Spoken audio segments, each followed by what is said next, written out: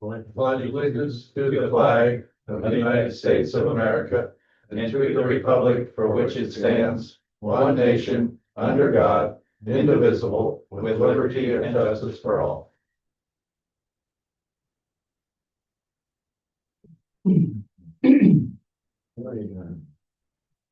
Make a motion to approve the agenda for January 13th.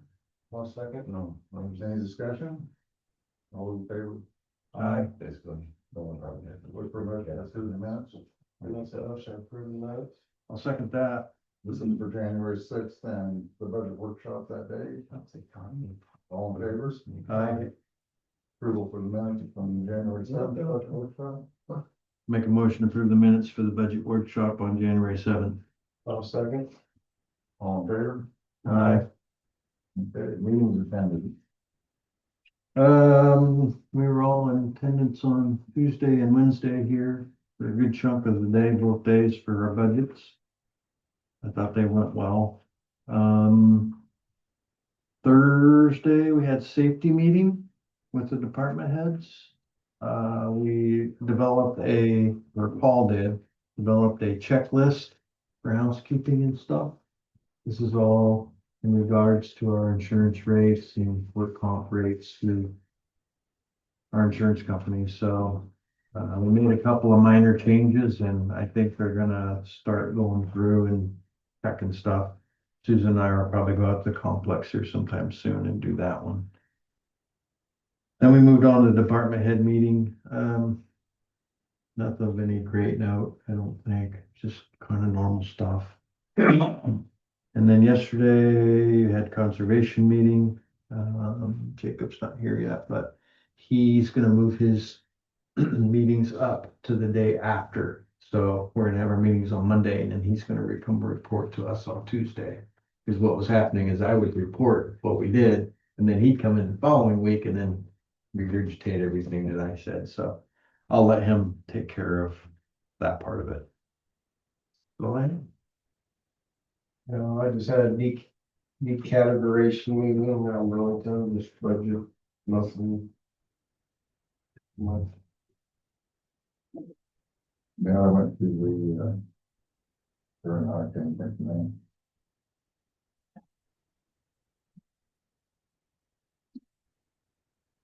Oh my goodness. Community action, Huh? community action. No. It was right here for you. Part of P and Z, but it's not P and Z, no.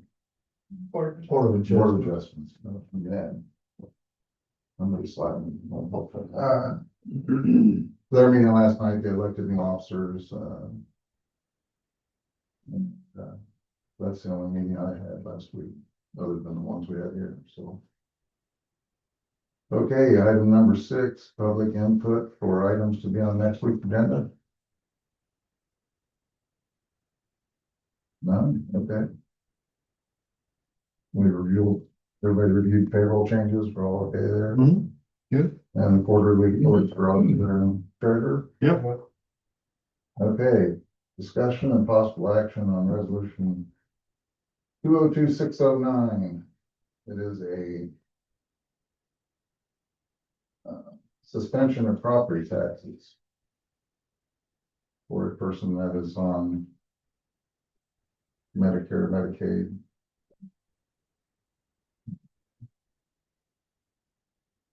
Do I read this? No, No, I don't think so. Yeah, anyway, the state isn't doing assistance here. The Department of Health and Human Services paying some or all costs. You may not have to pay property taxes this time. Take this notice to your county board of supervisors to discuss having your taxes delayed. They're going through the proper channels to do what they need to do to make that happen. So I'll make a motion to accept resolution 202609. Second. Any more discussion? Is that for forever, or is that an annual thing? I think they have to keep reapplying each and every time. we basically will send a list to HHS and get approved once a year to make sure they're still receiving that assistance and still qualify. So is that the only one Louisa County has? No, we have other ones, but they're just older. I'd have to get a list from Beth to know exactly who is on it, but there is other people on it. So when do they get approved? They've already been approved. We Okay. don't have to bring it back to the supervisors. It's just literally, we send that list that has already been approved from way back when. Do this, And get it re-qualified basically through the HHS that they still are, do the suspended taxes ever get paid up when they sell the property. when they sell the property? Yeah. Okay. So it just delays them and it doesn't Yeah. help them out. Eventually they'll come, yeah. And do you have any idea how many dollars we're talking total? I have no idea. I'd have to ask the treasurer. Okay. Did we vote? You have a motion on the floor. Any more discussion? All those in favor? Aye. We all approving, Yes.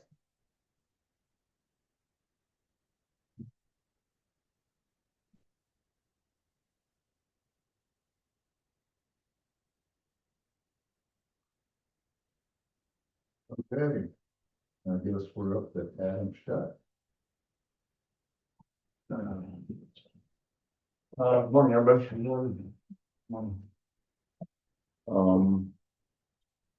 Yeah, so we've been, working on trees a lot, on the roads, getting out there with both the excavator and the chainsaws and the skid loader and all that. Yesterday, we did our hazmat training. That was fun, right? That was fun. Got that done. So we're pretty much doing things like that right now. I did get a notice from our sand supplier. So when we mix, our salt with our sand, the annual increase in sand went up $4.50. So we're in the process of looking for other suppliers and all that, but that's but Per ton. yeah, that's a 25% increase. I did complain and I cut it in half, so. That's an example of expenses that we have no control over. Our control is to look at maybe buying it in a different county and bringing it in, so. Good sandbar on the other side of the river there. All right. There's a pile of it down by Weikert's Landing for free, There's no shortage of sand around here. except it's full of clamshells and all that, so I'm trying to devise a scheme to sift it and get it into our trucks, but so just things like that, it never ends, so we're always looking at ways to try to do things better, I guess, so. Other than that, still designing 99. We do have that first bridge repair project up on X Avenue, north of Cotter. That's going to start next Monday. So that'll be a few weeks to a month, and then we'll switch over and do the one down by Virginia on Q Avenue. So Does block that road completely yeah, for quite a while. yeah. If a few weeks, there's no houses though that are Effective. blocked off or anything like that, so should be okay. So other than that, I don't have a lot. I do have a couple of What we want to do next. utilities. The next is discussion possible action to approve Interstate Rail and Light Company's application for approval of construction on the Louisa County right of way to install conduit from existing pole and crossing 130th Street to the south. Is there a minimum height on power lines and stuff crossing certain roads? Yes, What is that? I don't know what off the top of my head. It's probably 20 feet or something like that, but we'll check on that one. So Have you reviewed this application and you're good with it? yeah, it's just a pretty common one here. So Entertain a motion to approve this application. So moved. Second. Any discussion? Does that involve a solar farm? no. No. All those in favor? Farm with a house on one side of the barn, or on the other side, it just runs across. But you usually have to sign, right? Yeah, on the back page, there's a place for signatures there.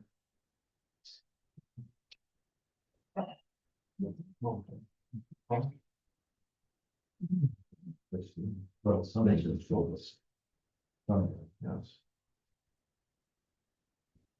Okay, next we have discussion on possible action to approve the web comms application for construction on highway.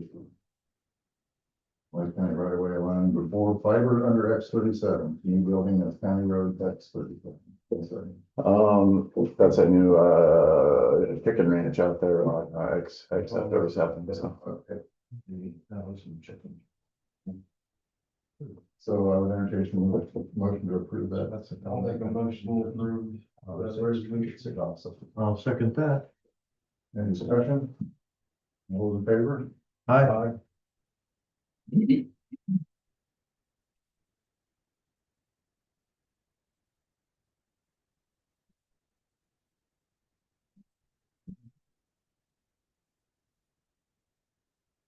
Yes, that's it. for you. So, I did have some more, applications for Windstream, for some more things. Devin did that, though I didn't like they're supposed to, so I kind of put some more, conditions on approval and all of that, and haven't heard back from them. So, Okay. Well, if they don't, we don't have to approve them either. Right. And so,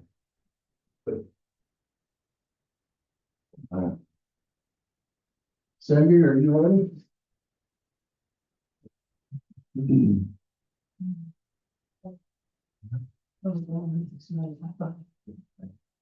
Thanks, guys. So for the month of December, I had 72 and 50 foot or 20 foot traffic. Averaged in 2025, 56 phone and 18 foot. The mobile food pantry will take place on Wednesday, January 28th. The Southeast Louisa County Food Pantry, December had 21 households, that was 56 individuals. Averaging in 2025.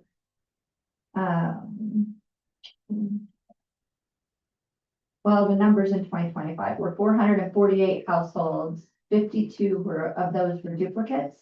That means the same person, the household would have went more than once in the month. And that was 1,119 individuals that were served in 2025.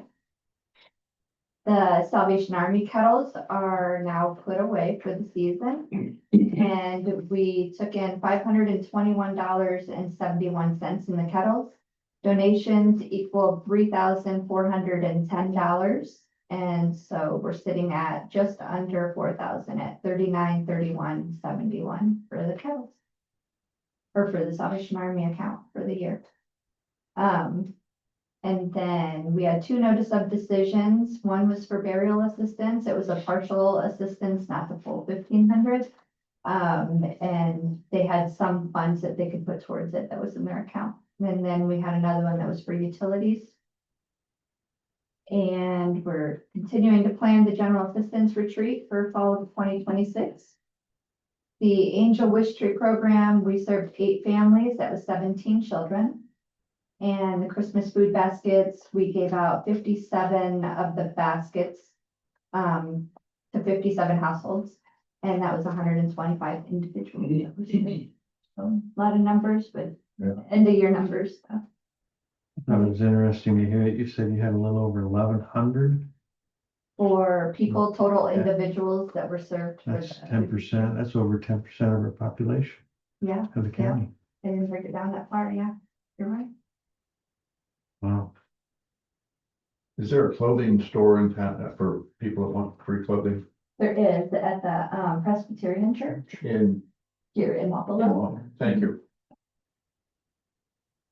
We appreciate what you do. Yeah, Thank you, Cindy. thank you. Jacob, We had our conservation meeting last night. Pretty well, business as usual. The shop is redoing some of the bathrooms. Well, the bathrooms at Snively and Virginia Grove. That's their fall spring project that we're gonna try to get done. Make them more appealing and sanitary and safe. Everything about them just could use a good touch up. So they're working on that. We're gonna go work on it a little bit more today. The naturalists are in and out of the schools, they're in and out of, we have a couple private groups that we're starting to see monthly. The manor in Columbus Junction. The care side, I believe. It's one of the two sides. Anyway, they're in and out of there, and the Homeschool Collective and Morningside, Mighty Oaks. We're also seeing them quite often. So we're really happy to, work with other facilities outside of regular schools. So yeah, great for the county. We talked a lot about bylaws, talked a lot about rules and regulations. We're gonna try to get through that this year. I think if we took an entire year to do it, it would be healthy and well done. So last night it was probably 45 minutes to an hour just bylaw talk. So we're gonna try to get everything squared up. There's a lot of contradicting rules in there that makes it tough to try to follow them. So we're getting cleaned up. Very excited about that. And then we had a staff meeting just a while ago for our spring and winter plans. So we're gonna try to get ourselves aligned to have a good summer. We do have some seasonals on. I'm gonna say on call, but he works for us for 6 months, and he's gonna come do some trimming for us in the early spring before he actually starts to get our park trees cleaned, so that way mowing is way faster, way easier, just everything looking nice for us. Yeah. And I have a plug for our landowners workshop for our prescribed fire for landowners workshop, February 11th. It's in Johnson County at Kent Park. It's the Great Fire Alliance of Southeast Iowa, I believe, is who puts it on. The conservation's a part of that, and so is the Nature Conservancy and Fish and Wildlife, DNR, all the players that are in land management and natural resources. We put on an all-day workshop from 8 to 4 for people that want to know about prescribed fire and how to use it on their land. It's not a high-level class. This is like actually how to do it. So if anyone's interested in like how to burn my prairie or my CRP is due this year, like all those things are exactly who it's for farmers. These are the tools farmers can use. These are the tools that you don't have, a Kubota with a power engine in it.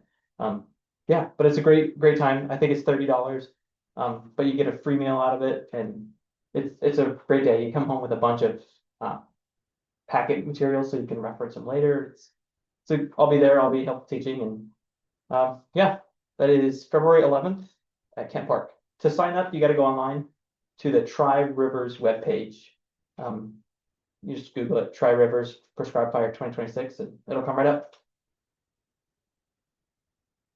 Okay. I want to take a moment and say that Jacob's doing a great job, especially on these bylaws. Feels like I gotta bring a sleeping bag and a bag of popcorn while we're doing it, but it looks like to me that throughout the years, the situation may have come up and they went and copied and pasted it from somewhere else, and so there's a lot of stuff in there that you read through it and it just doesn't make too much sense, so. Yeah, I think it's gonna take us all year, every meeting to go through all this, but it's something that needed to be done, so. Yeah, Appreciate you finding that out, and yeah, and it's just cleaning it up. yeah. Maybe Anything? it's so any dummy could understand it, and I need that, so. Yeah. Thank you, Jacob. Yeah. anything? Thank you, Lauren. Over to Mr. Sands. Easy on the mister. I thought it was heavy. Lighter than it used to be. That's always a good thing. First of all, gentlemen, thank you for giving me the opportunity to share some ideas, thoughts, and concerns. And this largely deals with large solar farms, but we'll get into that in just a second. And I know you're busy, lots of things going on, so I'm not gonna take as much time as I could, but I would like to hit some high points on some of the positives and negatives and some of the concerns, and kind of urge you to think not just short term, but generational, long term as well. because decisions today can have effects on our children, our grandchildren, and future generations to come. And I think everyone in this room, while we may disagree on the road to get there, have the best intentions of Louisa County in our thoughts and minds. Some people could point fingers maybe and say that I'm pro solar or anti-solar. Everything has its place. My concern isn't on solar energy so much as large, gigantic solar farms that have entered our county now in 2 different spots, a little smaller, bigger, and maybe bigger yet coming. One never knows. But as long as the door is open, I think there will be one right behind it to come back in because of the transmission line cutting across our county. And they're looking for places to build. And we have opened the door so far for whatever reason. That's past. I'm concentrating more on today and the future. When you think of the economic engine that drives Iowa and Louisa County and rural counties clear across the state, it's agriculture. Some people will say, well, there aren't that many farmers. No, there isn't that many farmers, but agriculture touches everything because what agriculture does is provide an economic engine that is a multiplier. When crops are taken off the field, largely corn and soybeans in this area, but it can go into other, it automatically becomes animal foods that creates revenue through pork, beef, poultry. It's a multiplier. It creates jobs, not just in Louisa County, but Iowa and surrounding counties, that sometimes those jobs are taken by people that actually live in Louisa County. Corn can be taken to distilleries. It can be converted to human consumption for food. It can be used as fuel in our tanks. It can be used for livestock feed. It can be used for bourbon and alcohol if you perceive to drink. But that's what I mean by it's a multiplier. It just keeps flowing out into the economy and creating more jobs. It creates more jobs that creates more revenue, not just for the county, but surrounding counties and the state of Iowa. Solar farms, giant solar farms, tend to be more economic subtractors. Yes, there is one-time rent money or an infusion of cash if there's purchase, but it's not that multiplying effect that ag is. In fact, it's a subtractor because it eliminates all the other multipliers that I just told you about agriculture and the land that it provides. And besides being, and that's the economics on the pros and the cons of agriculture versus solar farms. And they do not go hand in hand. They collide with one another. So the more land that comes out of production becomes a subtractor for the economy, which distracts jobs over a time and gives people a reason not to live here rather than live here or work here. I just think that there's too many negatives and too many unknowns. If you look at land is a solar panel. All it does is absorb sunlight, creates life with plants. It absorbs rainfall. One of the things that we find out, I used to be in city government as well, served 7 years on the city council in Clements Junction, is when you have footprints of concrete and asphalt, then you have to have storm sewers because you have runoff and rain. I'm not saying we shouldn't have cities. I'm just saying it changes the ecology of land when it's built upon. It's also necessary to build on land. But we're not talking about, we're talking about hundreds or thousands actually of acres that it changes the ecology that is happening out there every day on land, not just with sunlight, because the solar panels, while they absorb the sunlight off instead of the land, it increases the temperature substantially than what it does when the land is absorbing that sunlight. It changes the aesthetics and the wildlife. Studies will prove that there is no negative effects. I would suggest it isn't, there probably isn't, because we haven't had generations of large solar farms out there to get those studies. The truth of the matter is nobody knows the actual effects it has on the ecology and the ecosystems out there in the land. And I'm going to leave you with really a question, because I don't think there should be any more large solar farms approved in Louisa County. Just my opinion, although shared by others. That we have a need for more electricity. That is not a question. We all know that there is a demand coming for even more energy than what we are using now. The question is it really, can anyone honestly say that the solution to our energy needs of the future is by taking thousands, hundreds of thousands of acres of farmland out of production and putting solar panels on them? I would submit that that is the poorest long-term planning for utilities that there can be, that while we do need more energy, the answer does not lie in large solar farms. I'm going to stop there. That's an overview. I would like for you to consider that, and I want you to think about, or I would ask you to consider before making any future decisions on long-term effects, and don't be enticed into short-term gains. And if you have any questions, I'd be free to, or would try to answer them. If not, that's all I have. Thank you, Tom. Thanks, Tom. Okay, discussion possible action on resolution 203-610, appointing Mark Houston to the Southeast Iowa Regional Planning Zoning Review Committees. I'll make a motion to approve resolution 202-610. I'll second. Any discussion? All in favor? Aye. Aye.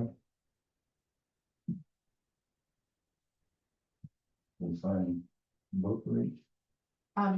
Just the resolution. The next one would be the Lori. Oh, that's.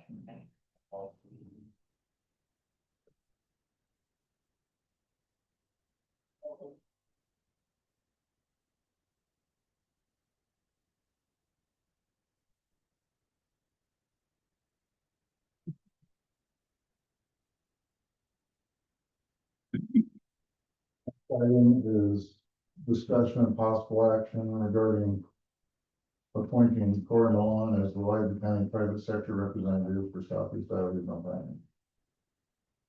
I'll make a motion to appoint Corey Mylan as Louisa County Private Sector Representative for.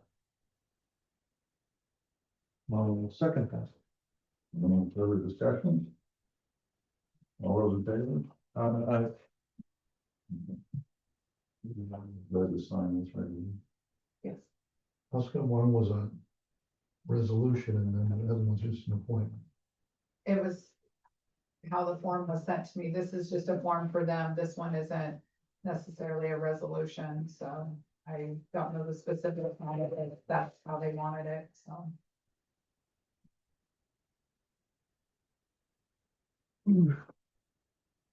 Okay, discussion regarding the old jail. I think Bill's the one that brought that one up, didn't he? I did last week. I just asked because we'd been discussed 2 or 4 months ago. Nothing happened. Is it gonna continue to just sit there, nothing happening, or you guys gonna move forward with it, or? I'd love to do something with it. Well, I don't know. I was gonna ask if we could have a synopsis of what that's costing you to sit there as far as loss of taxes, as far as insurance, do you insure it? No, I'm sure it's insured. It had to be insured. You know, Part of our blanket, I'm sure. Yeah, well, I don't know what, and you know, I assume you're doing no maintenance to it, which I would understand, but I just, you know, it seems like it just got pushed aside and I'm just curious what's gonna happen.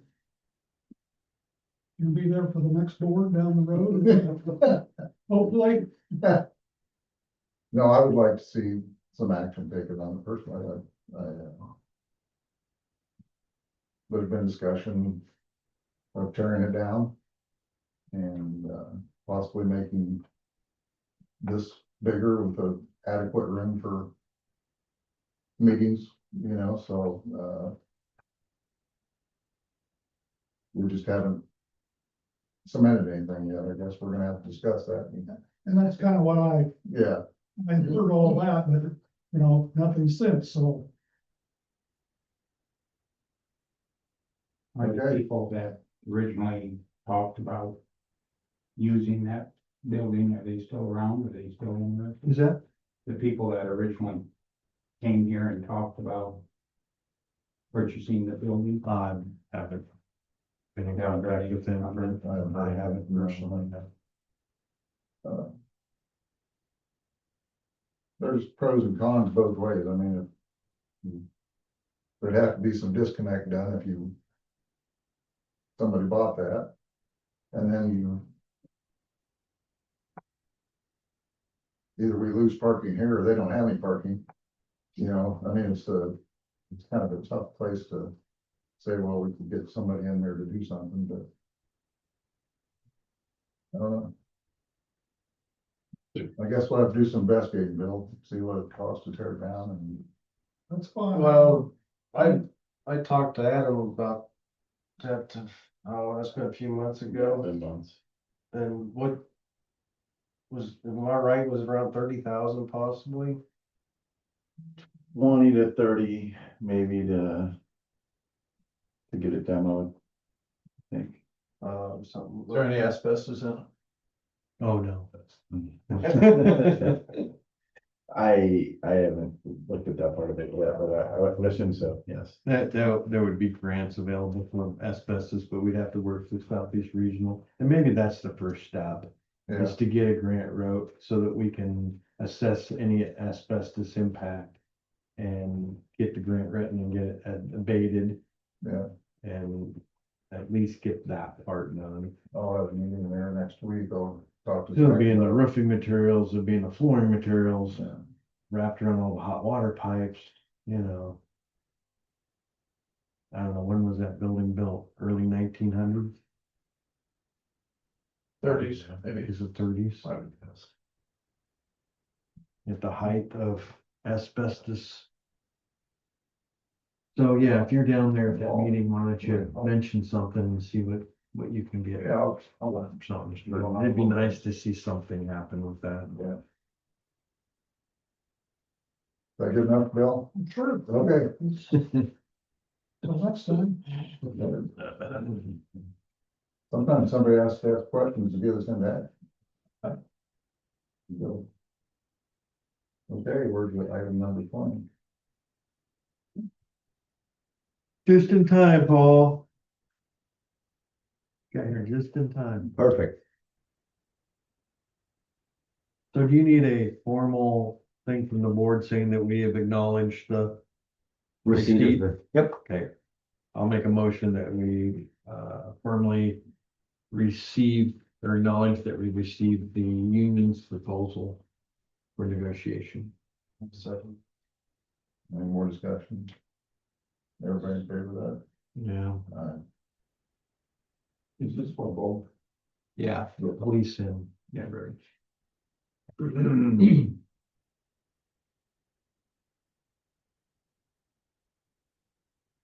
So.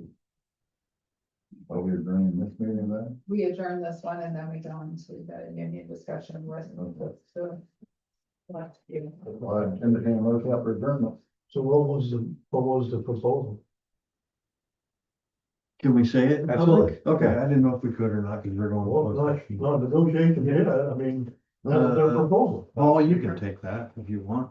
Yeah, the sheriff's office, proposes a 3-year contract with an across-the-board wage increase of 8% for all employees for the first year. And then years 2 and 3, they propose a wage reopener to negotiate wages. Specific to the sergeant and investigator, a request for $1 per hour higher wage amount than the highest paid deputy, including shift differential, specialty / incentive pay factors. Some language changes on vacation. If a vacation is scheduled on a holiday, vacation accruals will not be spent. Trade for receiving an additional day's paid vacation. They will just observe the holiday off as the other employees would. Some language changes. If a recognized paid holiday falls during an employee's vacation, he or she shall, and the request here appears to strike, receive an additional day's paid vacation. Under holiday, a request to increase, to provide employees 6 casual days off. To trade the additional day off for working a paid holiday for an increase in premium pay to double time and a half. That sheriff's deputies' scheduled shifts will only be 8 hours on recognized holidays. So currently there are, I think, 3 casual days, and that request is to move it to 6. Again, some more language change about if they're required to work on a paid holiday, they get double time and a half. And the language request to strike and be granted an additional day off approved by the sheriff. A request to increase longevity pay. Increase longevity pay by $500 at each tier. And then some cleanup language to clarify part-time employees inclusion. The previous language says after a regular full-time employee has worked for the sheriff's office for 5 years, he or she shall receive longevity pay. And that was, the request is that be struck to clarify that part-time employees would be included in that part of the contract. With secondary roads, they as well have requested a 3-year contract, year 1 at 8% across the board, and then years 2 and 3, just a wage reopener. So it'd be a 3-year contract, and the only thing we would negotiate years 2 and 3 would be wages. Roads has requested a change in sick leave, that employees would accrue 1.5 days each month of sick leave. A request to change their boot allowance. So the request is that employees would be able to receive up to $175 each fiscal year. If they don't use their boot allowance one fiscal year, they can use up to $275 the following fiscal year. Change to uniform allowance. The request is that Louisa County will provide all employees with a uniform allowance of up to $300 each fiscal year.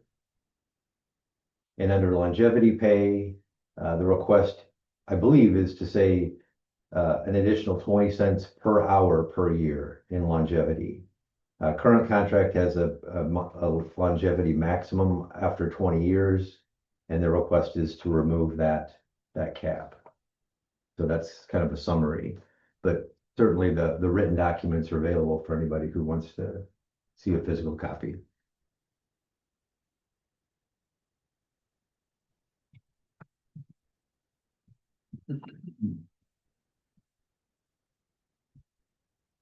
We voted for adjournment, didn't we?